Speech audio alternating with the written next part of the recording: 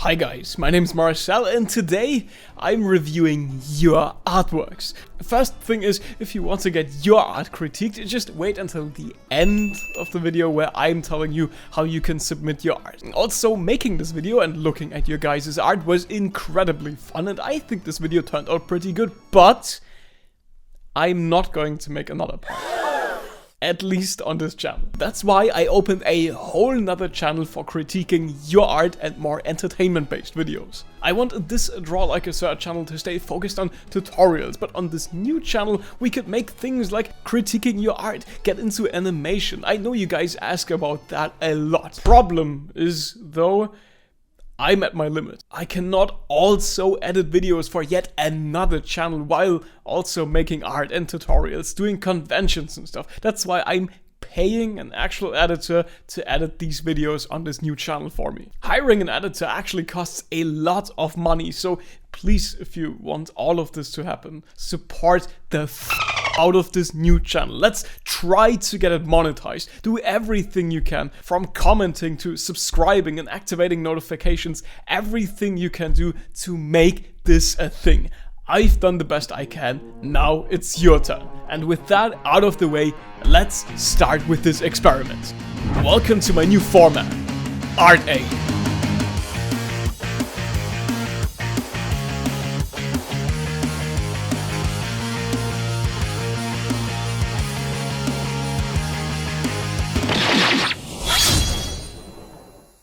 Alright then, let's start out with the very first submission I got via Instagram. And this very first submission comes from The Magnon.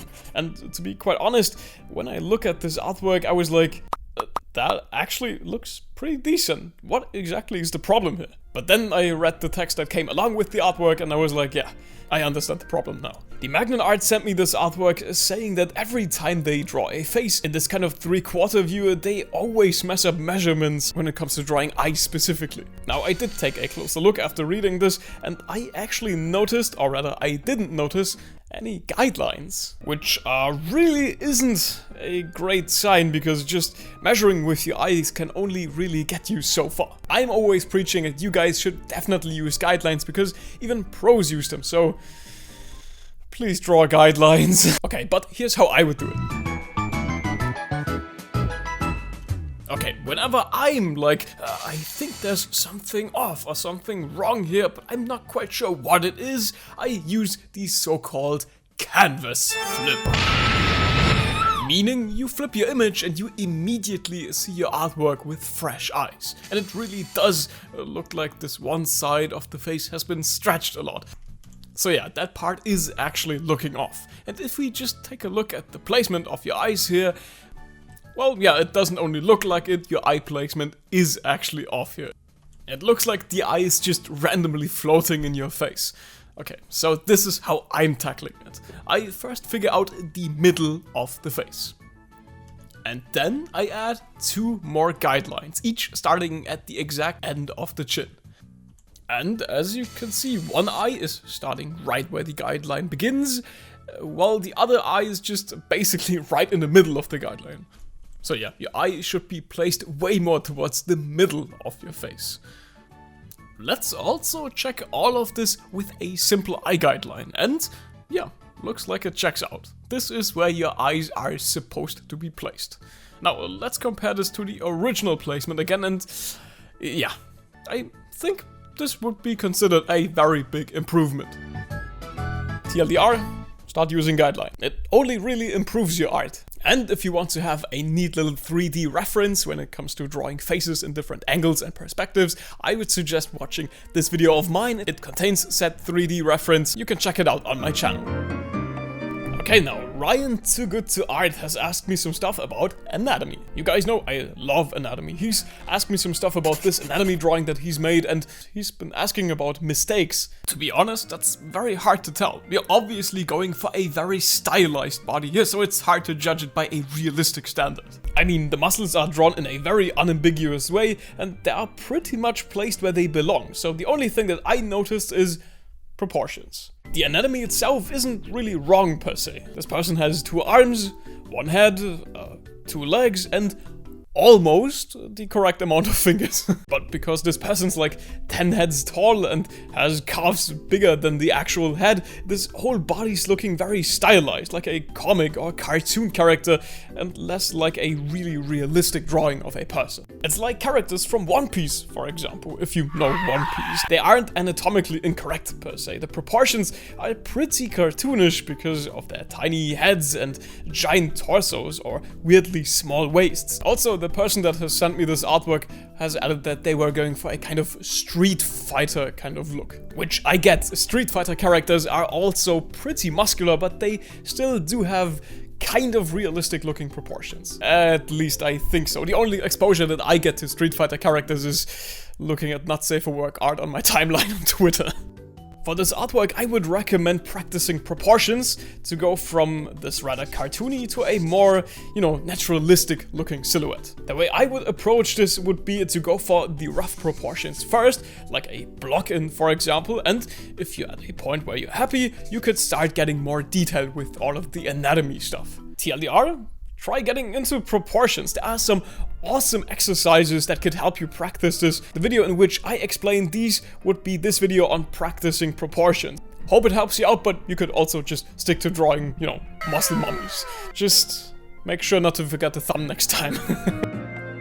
Oh my god, we got a submission about character design. You know I love that topic, and it's so cool looking too. So this one comes from Temporary Boner. Yeah, I hate it when it happens. And they're asking about this character design that they came up with. They still need a color scheme for this design, and I really look forward to tackle this one. Character design and colors are also some of my favorite topics to tackle. Okay, when it comes to character designs, think of the most iconic characters that you know. Doesn't matter which medium, can be Mario or Goku or whatever. Didn't ever expect to mention Mario and Goku in the same sentence, but here we go.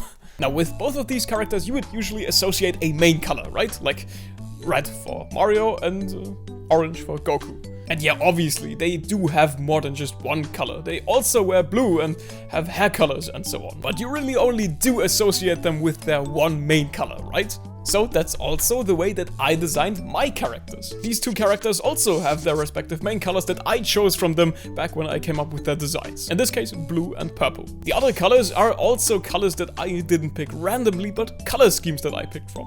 And in case you want to know how that works, I'm going to show you right now. Now what you're going to do is to pick a main color for your character as well. In this case, let's just pick red, because red's one of my favorite colors. Since it's the main color, we're using it on the biggest area. In this case, obviously the shirt. And next, you want to Google color scheme red on Google Images. There are tons of really cool ideas for color schemes that you could use. I'm just gonna pick this one since it's a nice complementary scheme, but you can literally pick any of these that you like. And now try only using these colors. Even for smaller things like parts of the shoe or the seams of the shirt. Really try sticking to only this scheme.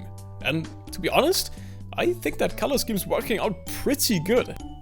Okay, now obviously that's a very beginner-ish way to pick colors, but to be quite honest, most of you are still beginners, so I think it's fine to stick to that for starters. It's a nice way to get your feet wet, and it works for every character, for every color, and for every design, obviously. Now, I do have a video on color theory as well as a video on character design in case you like that topic as much as I do and you want to read more into it. Alright then, like I said at the beginning of the video, this series will continue on my other channel. It's linked down in the comments. So head over to this new channel. I've uploaded a couple of videos so we can get this channel monetized as quickly as possible. Watch time is very important to get this channel monetized, so I appreciate every minute that you guys spend with these videos. And if this format is actually successful, I'm making this a regular thing in the future. Maybe even weekly at some point. But how can you join with your artwork? I am only accepting entries via Instagram DMs. That's just the easiest way for me to handle all of this. I will be uploading Instagram stories from time to time, and then I'll say something like, now you can send me your art, and then you can go ahead and send me your drawing. So always keep an eye out for when I'll be collecting art again. What's important, this isn't a roasting your art kind of thing. I know that can be fun and all, but it's just nothing that I personally enjoy. I want you guys to send me an artwork that you have problems with. I actually want to help you guys out.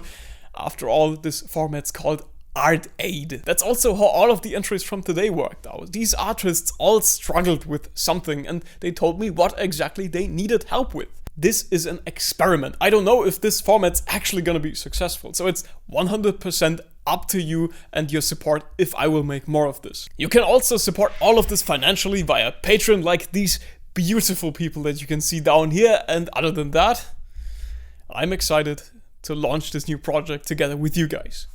See you on the new channel. Goodbye.